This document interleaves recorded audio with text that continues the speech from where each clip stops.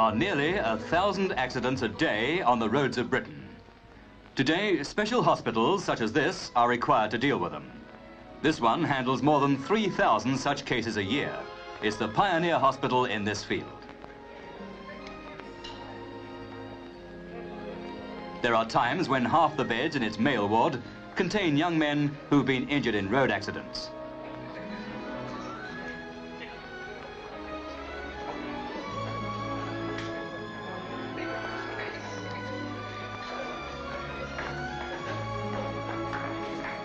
Many casualties would never happen if some of the safety devices that have been evolved and tested over the last few years were fitted to all cars and motorcycles. Maybe they will be, one day. At the moment, they're costly. With mass production, they'd get cheaper and help to cut down the wastage and suffering behind the road casualty statistics. Suffering it certainly is, and the road back can be long and painful. All the while, work goes on to make driving safer. At the Government Road Research Laboratory at Crowthorne, scientists study the problem from every angle. In this case, testing the skid resistance of the road surface. Skids are involved in 1 accident in every 3, so if we could cut out the skid, the accident rate would improve at once.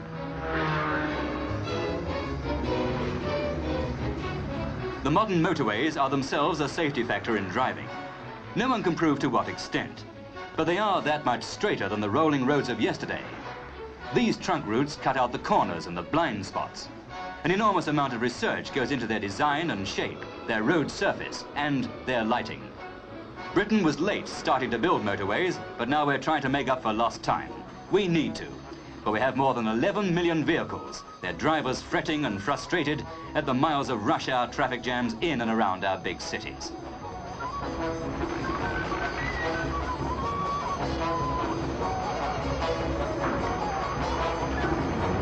Motorways mean higher speeds. Speed itself can be safe or highly dangerous, and at Crowthorne, its effect is studied. Here, a car pulls up from 100 miles an hour. Here, it pulls up from 50, and this takes only a quarter the distance. This is what can happen on a polished, wet surface. Here, an experimental motorbike is being used.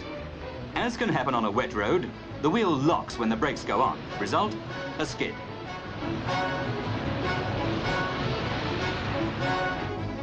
But the bike is fitted with an anti-locking mechanism that could prevent this.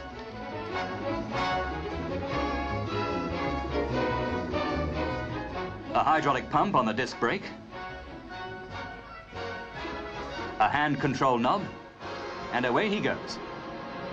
On goes the brake, and the bike pulls up without the wheel locking. This device could save lives and be mass-produced to sell for a few pounds, yet it isn't. Research into car and road safety takes 100 forms. At tyre factories like this one near Bristol, a cover will be run until it slowly wears itself out. Backroom experts are busy designing new treads, new mouldings, investigating new materials, all in the ceaseless search for an even safer and longer-wearing tyre. A craftsman hand cuts the prototype of a new tread pattern.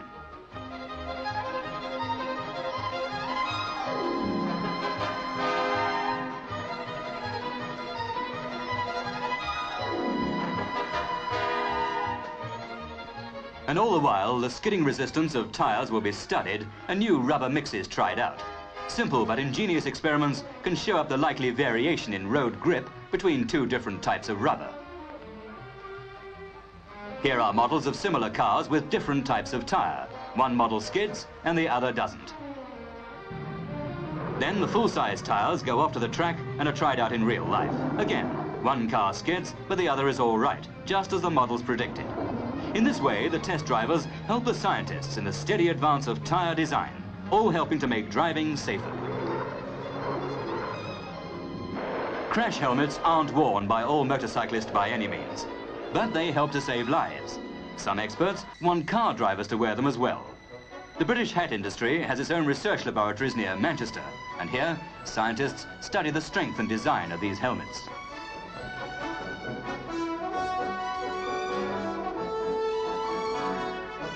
Cameras and cathode ray tubes are used to help measure the impact as a 12-pound weight is dropped on the lid.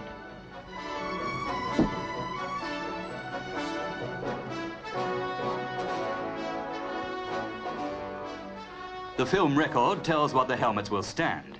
It's been proved on the test bench that they can take most of the violence of a 2-ton impact. This could make the difference between life and death in a road accident. And the simple-looking skid lid is in fact a major safety factor on the roads today, yet it's not compulsory. The safety seat is fairly new and catching on. It took 2 years to design, and it may be the shape of seats to come. But this is no ordinary seat. It's a package with a passenger inside it.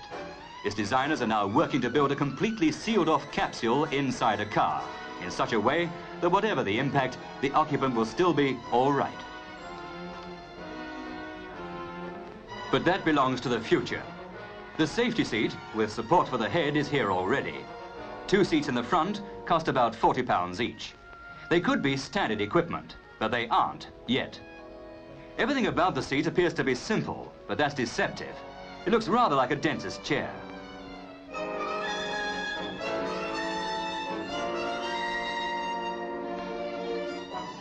Government and medical research went into its making, and even the safety belt, which appears to be simplicity itself, was specially designed after much experiment in Manchester University.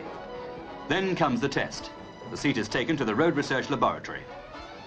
A strain equivalent to a very severe impact is put onto the belt. This is equal to a head-on collision at 40 miles an hour. The belt strain is then up to a weight of more than 2 tons. But it's the pin pulling the belt that snaps. The passenger would have been perfectly safe. The safety belts have reduced front seat injuries by a half. At Crowthorne, visitors are shown the egg trick. Strapped in, the egg is safe.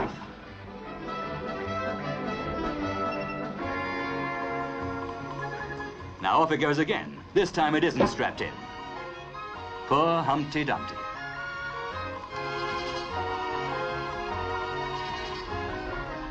Test drivers at the Motor Industry Research Establishment near Nuneaton don't take chances. They wear their safety belts. Here, year in and year out, a vast range of experiments goes on, designed to improve the British car and make it safer. There's a specially built track on which cars are tested under difficult road conditions.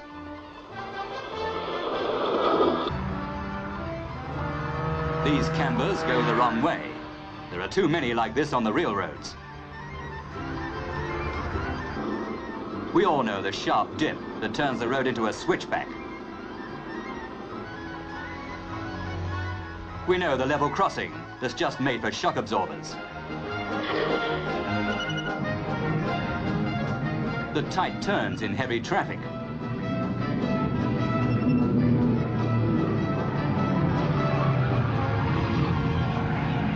And the bouncy ride on the undulating road. Things like these are all being tested in the name of safety, as is street lighting. Yet already, there are lots of relatively small things like the anti-locking device that could be fitted as standard, but are not. Of course, they'd cost money. Do we want them? It depends on the price we put on safety.